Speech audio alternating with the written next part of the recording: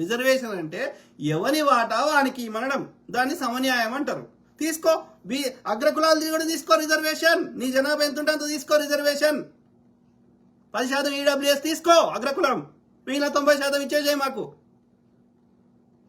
General category అని తొంపు పెట్టి అలా, మరి జనరల్ కేటగిరీ అయితే మా బీసీ ఎస్సీ ఎస్టీలు కూడా ఉండాలి. అలా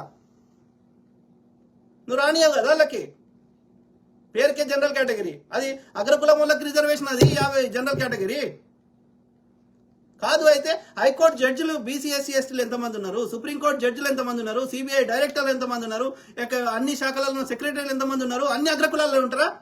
బీసీ ఎస్సీ ఎస్టీలు ఒక్కడు కూడా టాలెంటెడా? అంబేద్కర్ లాగా ఇంకోలాగా చెప్పిండ్రా? వాళ్ళ యొక్క ఆర్యుల యొక్క సరస్వతి దేవి బీసీ ఎస్సీ ఎస్టీ శూద్రులకి చదువు ఇయ్యా అని చెప్పిందా? ఓ బాపనలకి ఇస్తా అని చెప్పిందా?